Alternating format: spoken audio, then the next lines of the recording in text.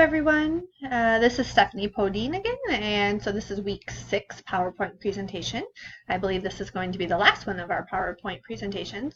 And so this one is going to review other concepts that are applicable to both general public administration and public service management and leadership. So let's go ahead and get started. Two concepts that I'm going to talk about in this PowerPoint that have to do with general public administration are political economy and political economic theories, and then we'll talk about conflict negotiation and conflict theory. So in line with that then, we have the public service management and leadership area, and so two concepts I'm going to talk about as well for that one are going to be human capital assessment and ethics.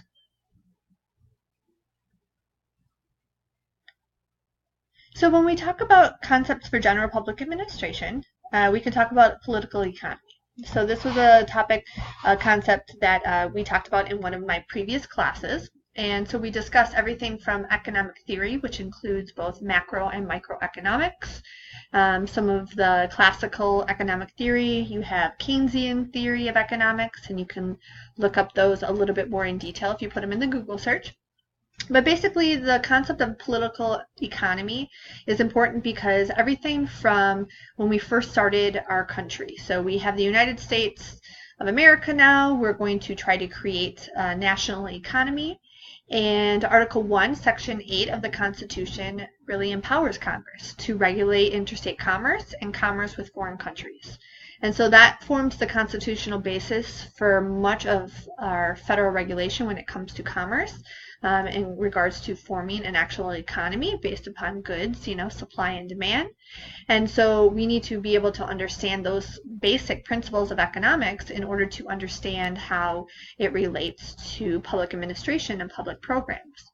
And so the principles of, cooperative federalism really are giving the national government more, taxing power during this, first early years, I guess you could say, of the United States. And so now we have the ability to be able to trade with other countries. We have the ability to create, economies of different situational products and such within our own, and trade within our own states and our own borders as well as with other states. And so understanding, how our country has had a series of boom and bust they talk about. So we had the Great Depression, in which, President Theodore Roosevelt's New Deal programs tried to help us out, and so we increased, all of the public programs because there was a need for it, for helping people, from Maslow's hierarchy of needs, helping people, kind of fulfill those basic needs of food, shelter. And so we had more public programs, and thus the need for more public administration, and some of, all of the concept that we talked about, with Wilson, Taylor, and Weber had come around because we have an actual field of public administration now, and that we're needing to be able to, create these public programs, create an organizational, structure for these programs. And so knowing the economic, conditions of the economy during those times is very important. In addition to that, we have, Taylor scientific management that really helped to increase efficiency during the times of, economic downturn. And even, it got popularized during, the 1910-1912 time, which obviously coincides with when we have, the Great Depression, and then World War II came on later. And so some of those same principles of efficiency got instilled and were used to help our economy grow even more during not only the private sector, but obviously for the public sector to be able to really, make our government programs as efficient as possible to deal with the growing need. And then in addition to that, we have conflict negotiation. So conflict negotiation and the theory of conflict management is really important, and it was really great to learn in one of my other classes. And that involves the process of basically limiting negative aspects of conflict while increasing the positive aspects. So you have conflict negotiations in which they occur perhaps between, now that we have the establishment of labor unions, we have conflict negotiation and mediation. Between that, we have arbitration, and as well as we have even negotiation between different public sector workers. So city workers are part of an actual they get represented, part of a union of themselves. Teachers have their own union, and a lot of other public sector workers actually have their own memorandum of understanding, which is basically contracts that go over the rights and benefits of these workers. And that was all needed because we've had, these agencies that have grown in many aspects of their programs, and we've needed all these additional public sector workers. And we need to make sure that the rights of these workers are protected. So that concept is very important when discussing some of these overarching themes of public administration and how we work both internally as well as externally. And then if we change to public service management and leadership, we have a concept that I've learned in a previous class called human capital assessment, which, under the Pendleton Act, it allowed us to recruit and hire based on the merit system. So we're going to be recruiting and retaining talent in our organization, and human capital assessment is basically that procedural, planning, organizing, similar to, Gulick and Ulrich's POSICOR. So we have, we need to make sure that we are recruiting the best talent out there, the most skilled for our jobs.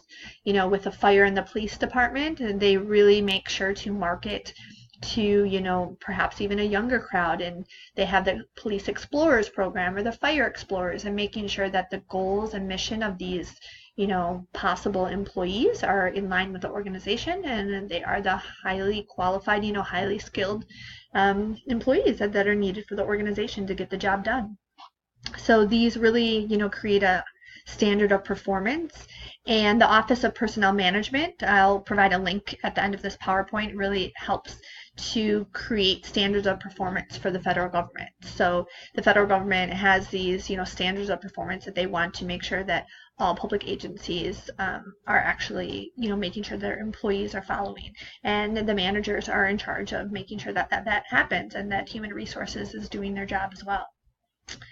And then when we talk about ethics, ethics is arguably applicable both to, GPA, comp exams, as well as PSML.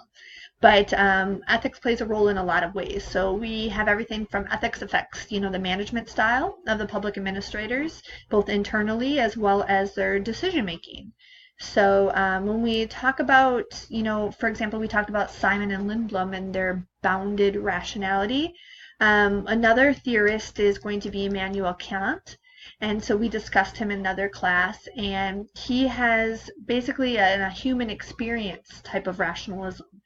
So not bounded rationality, but a human experience, which basically in the scheme of ethics, it has a bit of what's called transcendental realism as well, which basically puts someone's actions into a cause and effect that they can understand. And it really has, competing standards of values and preferences in this complex, government world in which we all have to make decisions at different times. It puts that in a situational, rationality that people can understand that their actions have consequences. So that obviously is very important for, public administrators to be aware of, both for themselves as well as for the employees that they work with. And as I had mentioned, the fire and, police department, they have very strict codes of ethics that they need to make sure that their employees follow, because as public servants, we have, a sense of duty to our public to make sure that we are upholding those standards.